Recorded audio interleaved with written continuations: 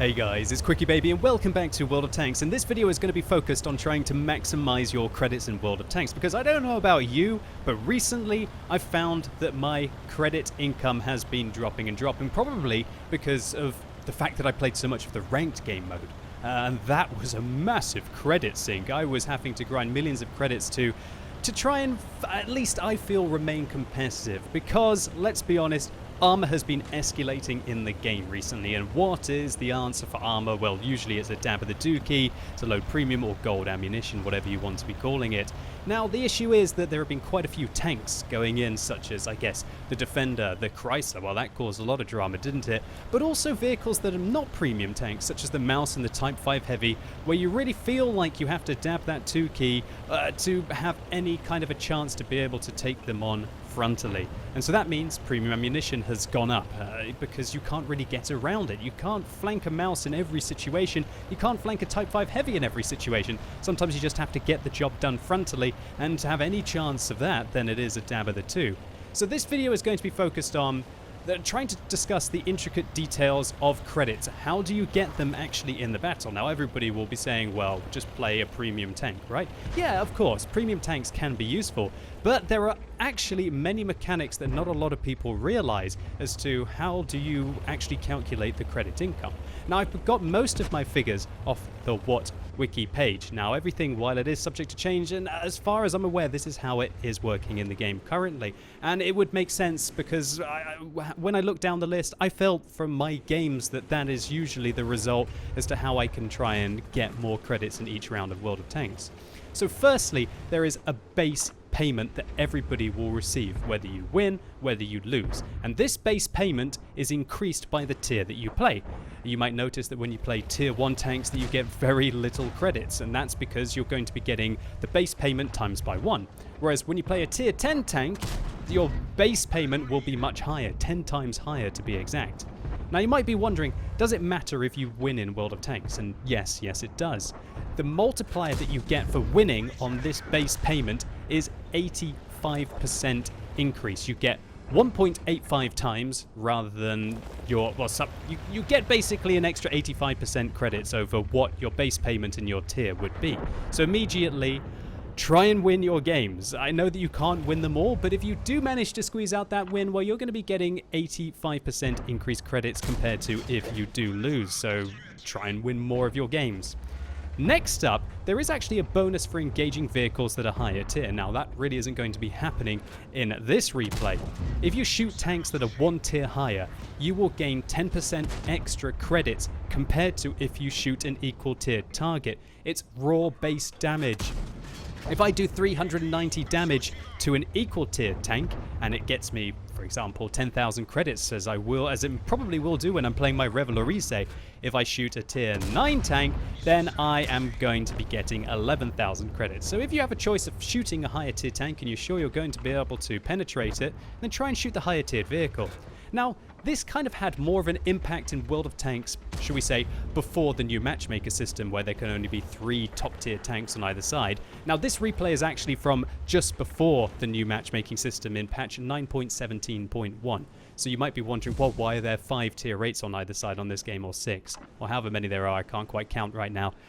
But yeah, but the new matchmaker system, now that all of the tiers are fairly equal and there's fewer tanks that are higher tier than you, 2 higher tiers, and also now the fact that light tanks have been changed, and light tanks are no longer meeting up to 3 tiers higher, it doesn't really make such a difference. Sure, if a tank is 2 tiers higher than you could make an extra 20% credits for shooting that target rather than shooting an equal tier tank. So that's something to keep in mind as well. Shoot tanks that are as high tier as possible. But do not bounce off them, because if you bounce off them, well, then you're just wasting the credits with the ammunition, right? Next, let's talk about fires and ammo racks. If you set a tank on fire, you are effectively getting free extra damage, and you don't even have to pay credits for the ammunition to be able to do that damage. That is just pure bonus. Now, it's the person who sets the tank on fire that gets all of the reward. So, to the victor the spoils, I guess. And also, if you manage to ammo rack something, well, you could be just netting a huge amount of credits, especially if you ammo rack a Mouse. Wow, that's an absolute payday, right? But you don't have to ammo rack a Mouse. You can ammo rack lots of vehicles, such as Soviet medium tanks. Those go up very often, and even some of the higher German medium tanks, such as the Leopard prototype and the Leopard. Next up, I want to talk about probably the most important fact, and this is what not a lot of people will realize. The player who is spotting the tank gets 50% of the credits of the damage dealt. So for example, you see me popping up here into this bush and trying to spot the lurver and pulling back. You'll see that I've done 1,883 assistance damage for my team. And effectively, that's the equivalent of pretty much me doing about 900 damage myself on a spotted target, or dealing that amount of damage on a target that somebody's spotting for me. Just to quickly highlight, this is a very important moment. You see how I'm swinging my tank around here to keep the bush between me and the T-29, which actually means that I can stop being spotted by him at all there, while still engaging him completely effectively. So try and make use of those bushes as much as you can, right guys? But let me reiterate that point. If you are not spotting the target that you are damaging, you are only getting 50% of the credits that you could be getting if you are spotting him. So try and push forwards into the bush, try and pull back behind the bush, and try and engage him. And if you think you can put yourself with a spot on the enemy tank that you're engaging without putting yourself at risk, then you'll be maximizing your credits. And that also means that if you are in your light tanks, don't be afraid of getting your 5k spotting games. Hell, on a map like this, on Prokhorovka, you could probably get up to 10k spotting if it is your lucky day, or even on a Malinovka. And that's the equivalent to doing 5,000 damage to a tank that you're spotting yourself. Talk about spotting. You'll notice that I am getting spotted whenever I go along this ridgeline.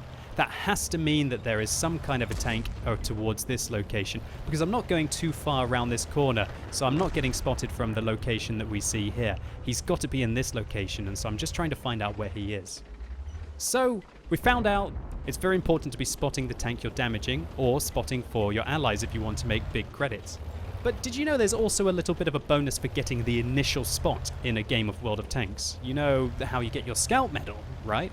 Now, I'm not suggesting in your light tanks that you should be suicidal to try and spot all of the enemy team initially.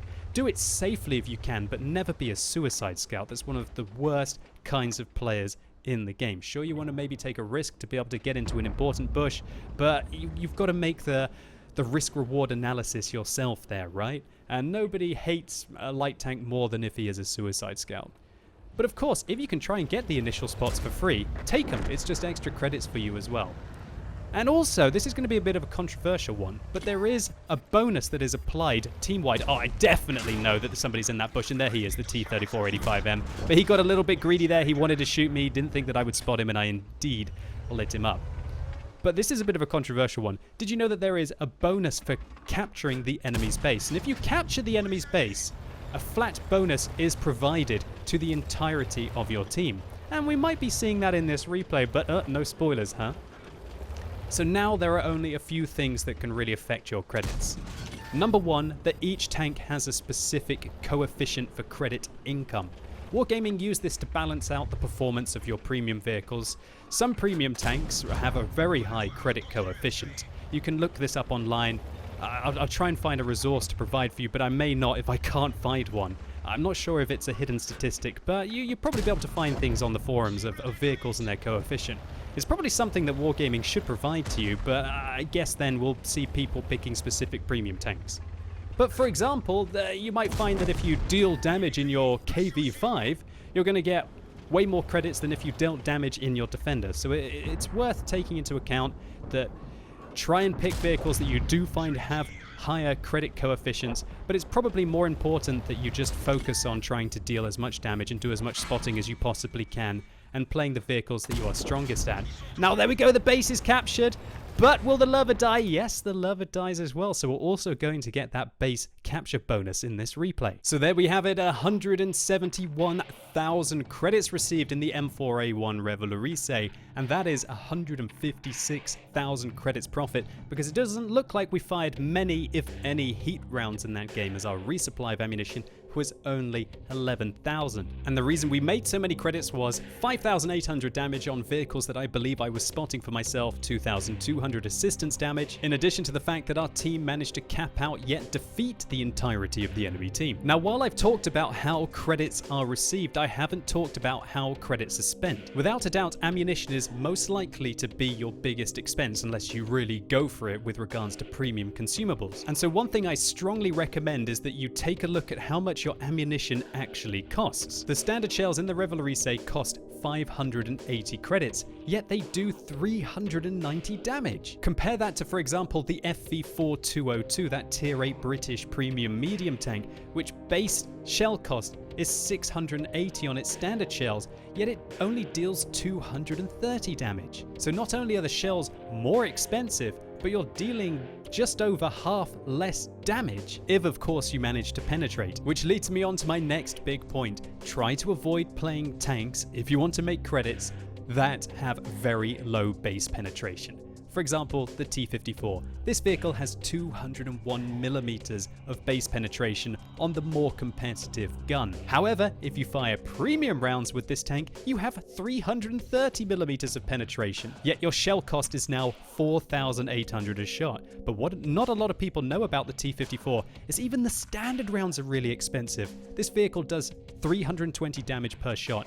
Yes, yet it costs 1,230. And when you combine this with the really poor base penetration, if you start ricocheting these rounds, and God forbid you start missing or some of your heat rounds get absorbed, it can make the T-54 one of the most expensive tanks to play in the game. So apart from using a premium tank, you can also, of course, use a premium account in World of Tanks. Now, a premium account will increase the amount of credits you receive by 50% and also the amount of experience you receive by 50%. But a lot of people don't realize that actually a premium account gives you way more than 50% credits. And that is while you may make 40,000 credits with a non-premium account, and of course that means that you're going to make 60,000 with a premium account. Let's say you were playing a T-54 and you had to fire loads of heat ammunition at the mouse, so your shell cost is 20,000.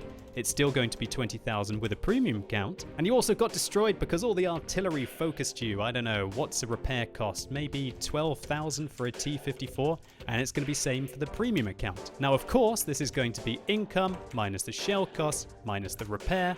We make 8,000 credits profit with a non-premium account, but with a premium account, we would have made 28,000, which actually means that we're making 250% extra credits. But let's say the next game you don't quite do so well, yet you still die, and also you fire just as many credits worth of ammunition, and this time you receive maybe 25,000 credits. Well, without a premium account, you're actually going to lose credits minus 7,000. But if you'd been using a premium account, you would have turned a profit at 5,500. And while I do admit these are two very rough examples, hopefully you've understood my point and will keep this in mind when you're trying to figure out what's the most effective way that you can invest your gold into World of Tanks to save yourself as much time as possible. And there's also one extra thing. Sometimes clans can activate credit boosters, I guess using their stronghold. I'm really out of date with how the mechanics actually work. But for a solo player, there are also personal reserves that you can activate to give yourself an extra 50% profit on the battle. And that can have some truly outrageous results, as we see here. With a personal reserve in the tier 8 German heavy tank, the Lerva, we managed to get 70,000 extra credits received, changing our profit from 115,000 to 184. And while I do admit getting these personal reserves is rather tricky, sometimes wargaming does reward them playing the ranked game mode just for the first few levels, which aren't all that hard. And if you see any opportunity to get them as some kind of a reward in the game, it really is just free time for you. And it can be worth going the extra mile to try and get your hands on them. And so there you have it, my rough guide as to how to try and maximize your profitability when you're playing World of Tanks. So hopefully you can afford to buy that extra tank, or maybe just spam a few extra heat rounds at that mouse, right? Hopefully it was useful. If it was, please consider giving this video a like. I'd really appreciate it. And also, as it's Sunday, it's time for another Tech Tree Showcase. But today there is going to be a very special Tech Tree Showcase. Well, it's actually not going to be a Tech Tree at all. I'm going to be focusing on tier 8 premium vehicles, of which which I'm ashamed to admit I must own probably about 30 or 40 of them. And so come along right now on twitch.tv/QuickyBaby, where I'm going to try and play all of the tier 8 premium tanks that I own, so you can get an idea of which ones you maybe try to look out for when they're on sale, as well as give you tips and tricks if you already own them, or alternatively highlight some of their weaknesses to how to engage them effectively. If you're the kind of player who despises premium tanks and despises premium rounds, then come along and I'll show you how to kick the butts of the World of Tanks taxpayers, so to say, right? And so I'm really looking forward to seeing as many of you on twitch.tv/QuickyBaby as possible. And as always, thank you so much for watching. You've been epic, and hopefully I'll see you soon.